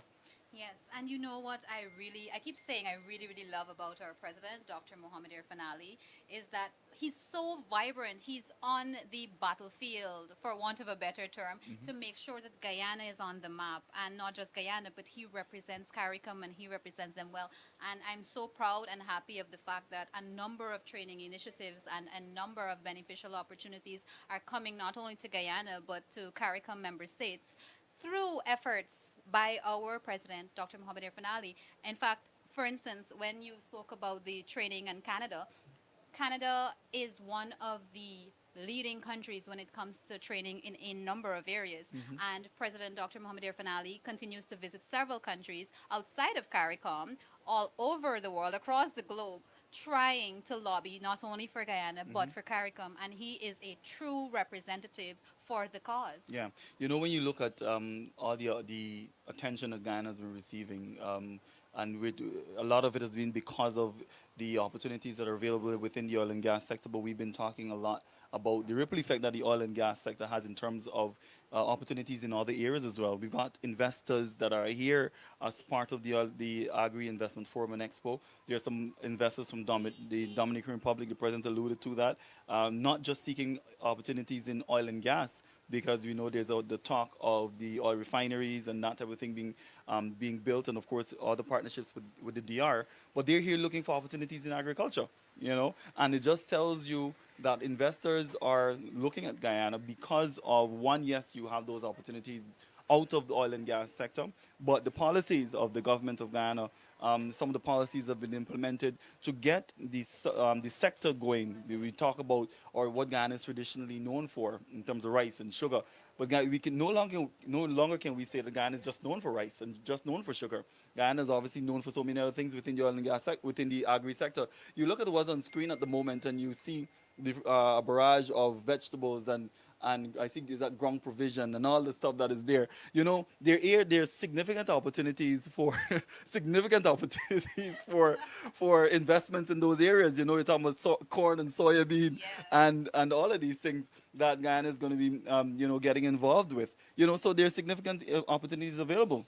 And then two decades ago, how would you have thought that we would have been such major producers of soya and corn? Mhm. Would you know? Because technically, 2 decades ago, all we knew about was sugar Yeah. and rice. Yeah. Maybe we heard a little bit about the cash crops and the livestock and the fishing industry, but the diversification drive that this government has embarked upon has been massive, and not just massive, but they've done so much in Mhm. such a short period. Yeah. And we're expecting even greater things by the end of this first term. Yeah, I got excited when I heard the president talk about the innovation and the technology that's going to be used in taking the sector to another level. Traditionally when the crops are grown one particular type of way here in Guyana, you plow your land or you fork up the beds and whatever, and we're good. So now we're talking about moving away from all of that. There's the hydroponics and all that stuff that we're going to be implementing on a larger scale, rather to really get our production going. And then obviously you have a lot of now drones being used to spray our fields. You don't necessarily need the fellas to go in there and put their lives at risk and all that.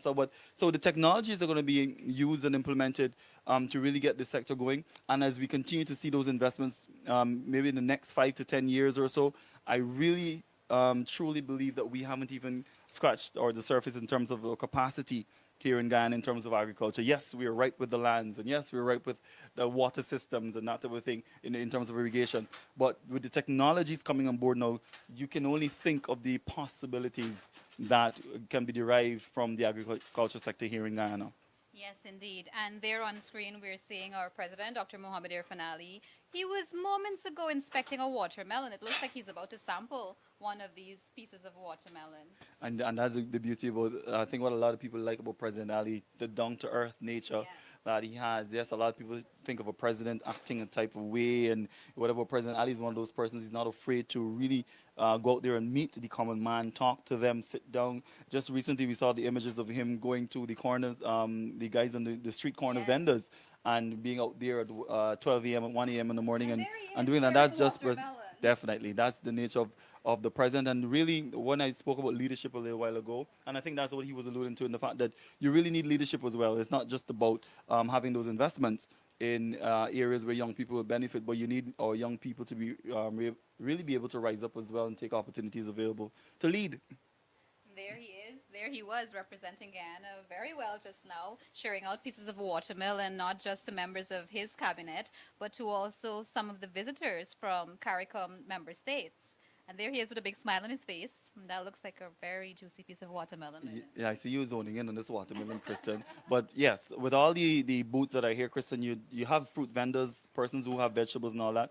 But you can think of the plethora of vendors and persons who have booths out here at the Agri Expo. You have those agro-processors, over 100 of them, 30 of them being some foreign companies that are here. But then you think about all the local companies. Think of the possibilities and what this forum can do for all of those investors that are here. Yes, you have those major companies like Caribbean Chemicals and Marcorp and all these major companies, but the small companies, think of the opportunities that they are having or that can be derived from this expo with all the investors that are here. Can you imagine what that will do for their business and for the growth of their business, even though we have small and medium scale businesses, the possibilities that exist? What's catching my eyes right now, Lyndon, is not only the fresh fruits and vegetables and ground provisions, but Guyanese have come out in their numbers in these booths displaying the arts and craft. You can see leather slippers and handbags. I saw that earlier as well. And a number of foreigners continue to be interested in these earrings. Look at these beautiful earrings. And they're not just there for style. Some of them were made with a story. The feathers used by the indigenous communities, the type of wood used to make some of the sculptures, even paintings. And what I like about that is the fact that we really get to share a piece of our culture with persons from the Caribbean region or regional brothers and sisters. Of course, for those investors that are coming from internationally as well, they get a chance to really, to experience Guyanese culture. And of course, they can be able to buy those and take them back So a small business like that, and as I was talking about just now, somebody who just makes earrings, or even the Mobby lady that we know on Main Street. You know, I was having a conversation with her the other day, and she was excited about being here at the Agri Expo. Given the fact everybody knows Mobby lady, particularly in Georgetown, and for persons who for visitors who come into the country and go on Main Street. But now she has an opportunity to interact with investors. Somebody who might have never heard about Mobby, and maybe she getting a chance to sit and talk about what she's been doing, because as a retired head teacher, she's now playing her trade, making Mobby and stuff like that. She's packaging it and all that. Think about her Mobby getting to shelves in Trinidad and Barbados and whatever, or even the DR. You got folks from the DR here. They may be interested after tasting it. They may be interested in getting Mobby in the Dominican Republic. So the opportunities I'm talking about that would be available from things like that. I call a spade, and not because I'm Guyanese, but Guyanese are some really talented and artistic and creative people, and they have so much to offer. But many persons weren't able to showcase or offer things in previous years because of opportunities. And this administration, especially in this term, they continue to embark upon initiatives that will provide opportunities to the young, the old, anyone, everywhere, all across the country, regardless of ethnicity, religion, demographic locations. Yeah, I had an opportunity to visit Region 5, where they had the commissioning of the model farm in Region 5, and their plans to ensure that several other regions are able to benefit from model farms like those. Whilst there, of course, I spoke with a number of folks from NARI. NARI is spearheading that particular initiative, of course, with leadership from the Ministry of Agriculture in itself. But that particular initiative, which is the model farm, really allows our farmers across the country to see, and I heard you and Chris talking about it earlier, in terms of systems and other means that they can use to really be able to deal with climate change. You have the shade houses, you got the, Chris was talking about the nets and stuff that farmers can use, and then you've got mulching is one of those areas as well, one of those techniques that farmers can use to be able to deal with the heat that we're experiencing. So you're talking about investments, you're talking about opportunities that are available to people now. A model farm like that in Region 5 will soon be commissioned in Regions 2, in Region 3, Region 4, 6, and other regions. Can you think of the, again, possibilities that can be derived from farmers getting an opportunity to truly see how things like those work? And then there's the climate smart agriculture is what we're talking about. I got a chance to see the black belly sheep in Region 5, and the way how they are encouraging farmers to be able to really get their livestock going. They have, instead of the traditional way of doing it, they have these I want to call them huts, but I'm calling them huts. I'm not sure what the exact name is, but they're rearing them in such a way that it's easy to clean. They have the food, water that's available right there as well, but it's easy to clean. And it's, of course, a smart way of doing agriculture. And then obviously being able to maximize on your production. So, and again, the model farm offers farmers within those regions the opportunity to be able to see that. So we're moving away from the traditional way of how we're doing agriculture in Guyana. Yes, it might be a little bit expensive, but think on the long term in terms of the benefits that you can get from those. That is definitely the way forward, especially with how not only the Caribbean, but the world over is going towards advancement and making things easier, living in a cleaner and safer environment as well. Now, the President, Dr. Mohamed Irfan Ali, in his address also spoke about new roads being built. Now, while he said that it was for expanding the infrastructure sector and to make lands available for housing, but one of the main things is also to make lands available for production, for agriculture purposes, open out new areas in new regions at new locations so that more lands can be available that will be suitable not only for one type of farming or livestock rearing, but that can be developed not only by locals, but by persons living outside of Guyana, where they can link partnerships, bring back things in Guyana, and also push the Caribbean forward. Yeah, definitely. And of course, added to that, you're talking about the investments that we've already seen in the sector, particularly by the government of Guyana. You're talking about over 300% growth in investments in the agri sector since in the last 3 years.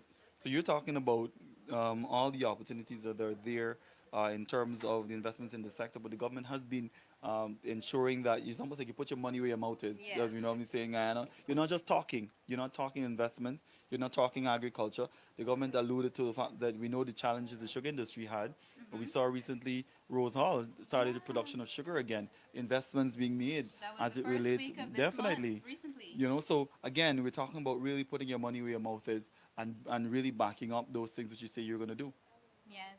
In fact, they're going to provide over 1,000 more hectares of land to Blairmont, Albion, other estates because sugar is on the rise. Sugar will continue to be a major part of Guyana, not only for exportation purposes, but for providing jobs, forms of incomes to thousands of people, mainly along the areas of Berbice and in Region 3 and elsewhere.